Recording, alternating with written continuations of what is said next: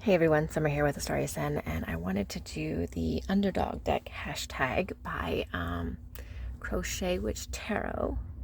And I first saw it on Honey Rose Ritual, so I will tag both of those in the description. But the idea is Underdog decks, and so in Crochet Witch Tarot, she did it. She did it in two forms. The first one was decks that found their way back in her collection, and then decks that she didn't think she would enjoy or something like that. It was something to those effects, and I guess I'm going to kind of go off of that and talk about a little bit of decks in both sense. Ones that I didn't react well to originally, and ones that ended up back in my collection, and I'm kind of going to combine them together. Okay, so the first one that I want to talk about is the Fairy Lights Tarot. Now, this one didn't actually leave my collection, but I had a very difficult time connecting to it. Like, very, very difficult. And before I get going on this, my fairy deck collection video is coming. And it's going to be long, so please be patient about that. But, I mean, 41 decks is a lot of fairy decks. So I'm doing this one before that one. Anyways, so the Fairy Lights Tarot is one I had a really hard time connecting with. I mean, the cardstock's great, shuffle's great, and everything else, but at first I didn't understand the deck. Like, it's dark undertones, and I just had a really hard time with it, trying to figure out how it worked. Well, and then I started watching videos about it. I was like, what is up with this deck? Why can't I connect to it? Because it seems like a deck that would be really intuitive, right? And then I was watching a couple videos, and somebody was talking about it being art. Okay, that it was pieces of art that were, put together, like the whole art piece was put together, and then the artist, like, basically cut it in half, and one is one tarot card and one is the other. So it's not always this would be a 1 and this would be a 2. This is a major arcana and that one's not, kind of stuff.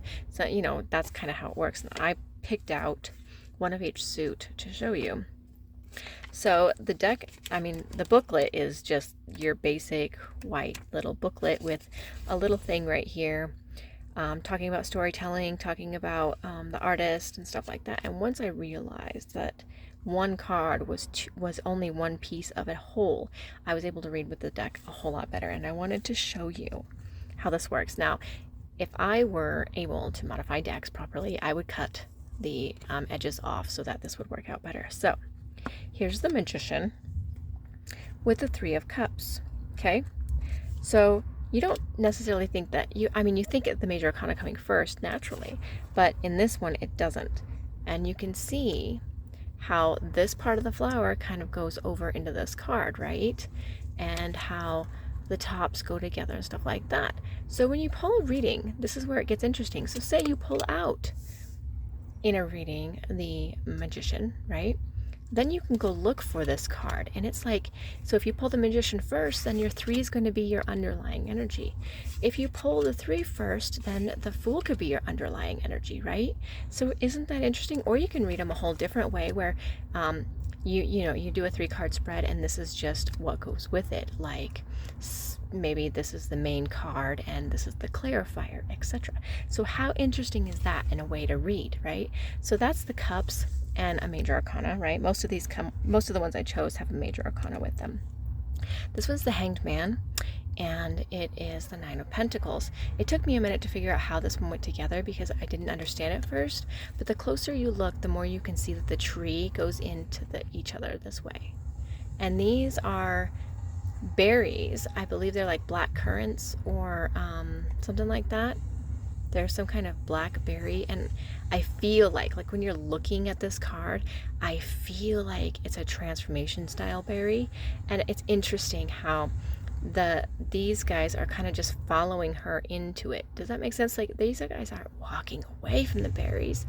It's almost like they're putting the berries on it, right? Isn't that interesting to look at in a totally different way? And the fairies that are up here inside the berries, which leads right into the Hanged Man. How interesting is that, right? I don't know. Just like, could you imagine this in a reading? Like pulling this, pulling that in a reading would be insane, right? So then the next one is, what was 10? Is 10 World? Sorry, I don't have all of my things memorized. What is 10? Yeah, well, the wheel, sorry, not the world. But the wheel comes first in this one.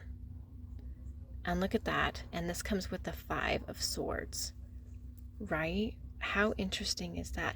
And they're eating, these pigs, they eat anything. Pigs eat a lot of stuff, right? They eat just about anything.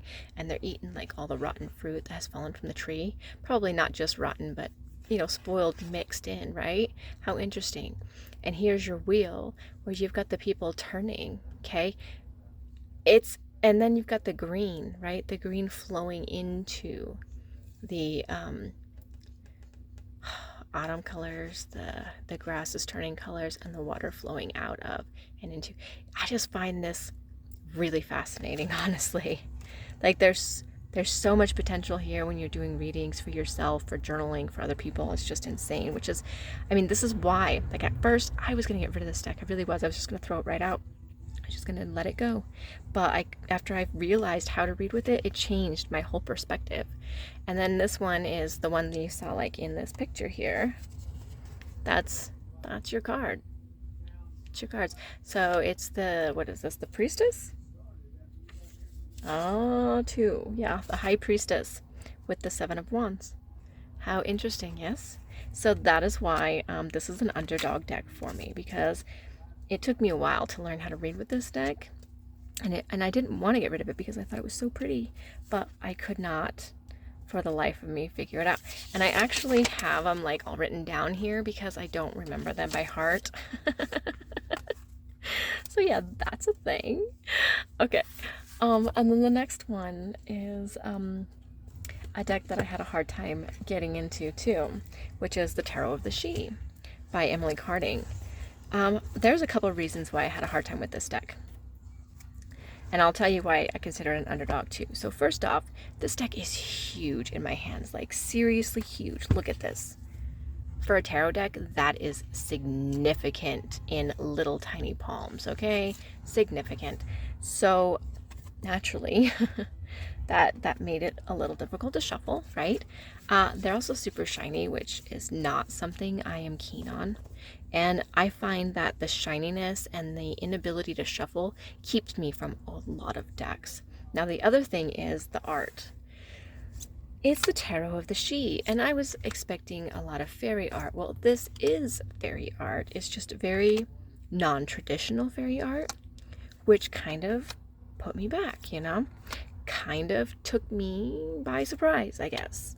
It doesn't mean that it's not amazing art or that it's not a beautiful read, but the borders are insanely big, okay? That's huge for me. And like, I love this card, right? This card's like this, but then you run into cards like this, and that gives me like this really visceral response, like a really intense response, right? Not only is the color intense, but just the way that it's drawn is intense. And then you come into cards like this, and there's like this really dark figure and all these dark things going on back here that just, I mean, it's kind of a scary deck. And I don't want to say that, but at the same time, the Fae are like that too, right? There's a healthy fear when it comes to some Fae things, fairy things. And this is the Tarot of the She, so it's not gonna be, you know, like this one has little wings and stuff, but it's not gonna be like, the She is not the same as other fairies either, okay? They're the good neighbors, they're the good people, they're a lot of things. And Emily Carding has a book that she talks about connecting with these Fae, these fairies, these She. That is really intense too. And I went through that book, and that's how I ended up with this deck. And that's where the underdog part comes in, because it does. This deck connects really well with the book. It's really great at using as meditations, especially from her Connecting with the Fairies book, which I did a whole series on in my channel, by the way. But at the same time, like, that's a dark picture, okay? It's dark. But at the same time, the other part that comes in is that poetry is in here. And it's so insane, because you can pull, like, this is in the minor arcana. So she does rename them: dreamer and warrior, dancer, and makers, okay? So you can pull like the dreamer too. So now the mind is split in twain, the glorious whole is seen to wane, and two thoughts now must find a path to bring both peace and conquer wrath, right? So that's, and then it gives, you know, keywords. Now at first I was like, what in the world do you do with this? So then I realized you take this, and it's kind of like the same aspect as with the Fairy Lights Tarot, right? And say you get the Two of Dreamer, and then suddenly you have the Nine of Dancer. So listen to this. Now the mind is split in twain, the glorious whole is seen to wane, and two thoughts now must find a path to bring both peace and conquer wrath. On nights like this, we make a wish. The dancer, she may find her bliss, her dreams like bubbles on the air, held by magic true and rare. And suddenly you have a whole reading that goes with that. That's just not just the card that you're looking at, but this poetry that Emily has added into it, plus the keywords. That's an Underdog deck, if anything. That just screams Underdog deck to me. So while it is not a deck that I use consistently, it is a deck I have used once or twice, but I do find it harder for me to personally use. Okay, so that moves us on to decks that kind of are a little bit different. So like this one right here, originally I wasn't even going to get. I wanted the Victorian Fairy Tarot really badly, but it is a lot of money and it's not a viable thing for me to do, right? I'd have to save up a lot, and the price fluctuates. So what I did was somebody had a Russian version. This is not a fake deck. It's been used. You can see that it was used. People have definitely used this deck. The tuck box sucks, but it is also Russian, and I don't understand the words on it at all. But it's a Russian Victorian fairy, which is valid. It's just not in English, right? And it definitely did not cost $200 or $300. And so while this is what kept me from buying it originally, was that it wasn't in English. And I thought, well, that shouldn't stop me from buying it, right? I love the art on it, and I can easily use these for intuitive readings, and I can kind of get an idea for what cards are what in some sense, right? Because I know the RWS system, and if I didn't, that would make it a little bit harder for me. But also with Boho Tarot, Don Michelle, she does all those deck modifications, and I thought, why can't I modify it? Why can't I change this to English just so I'll be able to read with it better? It's not like I have to read for anybody else with it, or if I do, it's not like that should make any real bearing on my reading, right? So I think that's what I'm going to do, is I'm going to change the Russian version to English, and I'm never planning on getting rid of this deck, so I can do that if I want to. And even if it decreases the technical value, Russian or not, I'm still going to do it, because that's the only way I'm going to be able to read with this deck, and I want to be able to read with it. It's so pretty, it's so gorgeous, and Russian or English does not change how amazing these cards are and how amazing those readings can be, as long as I can understand what I'm reading. So there's aspects of that make it difficult, right? That keep you from buying decks for some reason or whatever. But you know what? If you want something bad enough, you're just gonna find a way to get it, because that's how it works, right? Priorities. Found a way, now I just have to find a way to read it. Which brings me to two decks that have found their way in and out of my collection a couple of times. The first one is the Dream Virtue Fairies, Healing with the Fairies. So this was one of the very first Dream Virtue decks I ever got, way back when I first started, 4 years ago. And I originally did not like it. I actually really disliked using this deck because of the size, because of how shiny it is, because it does not shuffle well. And as I've said, if I can't shuffle with it and I can't manipulate it, it's very difficult to want to read with it. But it's also one of the things that keeps me from doing something, and that bothers me, that it's not a fear, it's a self-limitation. And that's where I'm coming from with these Underdog decks, right? These self-limiting ideals that you put on yourself. The art is amazing, okay? The borders suck, but that is so pretty. Like, how could I not want to read with this deck? So, despite the fact that this actually went in and out of my collection several times just over the last few years because I couldn't figure out how to get past my own limitations, brings this to my Underdog deck, because now it's in my collection. Now I understand my own limitations and I'm not going to let it stand in my way. So here this deck is, and I am so glad, so very glad to have it in my collection. Like, I am so thrilled it's in my collection because the fairy artwork is just beautiful, just beautiful. So that is why that's why I'm choosing it as my Underdog. And the last one that I have is the Fairy Tarot. Now, I'm not kidding. This deck, this specific deck, okay, not even just the Fairy Tarot in general, but this deck has been in and out of my collection 3 times. I'm not even kidding. So the first time I got it, I didn't realize that the minors aren't quite that great, right? They're minimal. I'm used to non-minimal, you know, like non-minimal minors, right? I mean, that's 9 of Pentacles, but you don't really think about it as 9 of Pentacles. You look at the story that's in the card, whereas this is the 3 of Hearts, and you look at it because there's 1, 2, 3, right? It's a Marseille style thing, I'm pretty sure. They call it something specific, and for the life of me, I can't remember what they call it. But even though it does have that, it also does have a little bit of story going with it. So originally I did not like reading with this deck. I had a hard time connecting to it. I had a hard time just exploring it because it was mischievous. I'm not even gonna lie. Like, this deck is hard for me to read with. Even now, it is hard for me to read with. But I had to learn that this deck has its own temperament, so to speak. It's a fairy deck, and I should have realized that from the get-go. But it does. It's been in and out of my deck. This specific one has been in and out of my collection 3 times.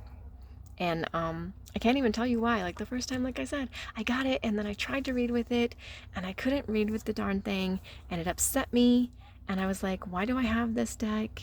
And then I just was like, okay, I'm gonna get rid of it. So I traded it off, okay? I go back to the store that is a used store here in town, and it's sitting there, and I'm like, well, maybe I'll give it one more try. Maybe I'll give it one more try. And so I did. And again, I read with it, and I read with it, and I read with it, and I was like, oh my gosh, I can't connect with it right now. I just can't. I don't understand what's going on with this deck. So it left my collection again, right? And then a few months ago, it was at my metaphysical store, the same boxed deck. And the only reason why I know it's the same, and this is how I know this is the same deck, is because it doesn't shut. Okay, if the fairy cards are in here, it does not like to stay shut. It will always pop open. It doesn't matter what I do. It hates being in the box. So here I am at the metaphysical store, right? And it's a used metaphysical store, so it has used tarot decks in it and used oracle decks. So here I am, I'm looking through it, and here's this fairy tarot, right? And I'm looking at it, and as I'm looking at it, I'm not even joking, it starts popping up. Like, even as I look at it that 3rd time, and I was like, oh my god, it's the same freaking deck. I can't even believe that. And even as I sit here, it's slowly, like, you can see it's slowly popping up because it hates being in its tuck box. I haven't actually read with this deck since, actually, but I have it. It's supposed to be in my collection. I'm not sure when I'll actually connect to it, but I do have it. It's here, and it hates its tuck box. So these are my Underdog decks, and I hope you enjoyed this video. I hope you'll go watch other Underdog decks, and I hope you will share your Underdog decks too, because this was really fun to do, and I was surprised by the decks that ended up being Underdogs for me. So I hope you guys had a great day. Be on the lookout for my big fairy deck collection video, and have a very great day. Thanks for watching. Bye, guys.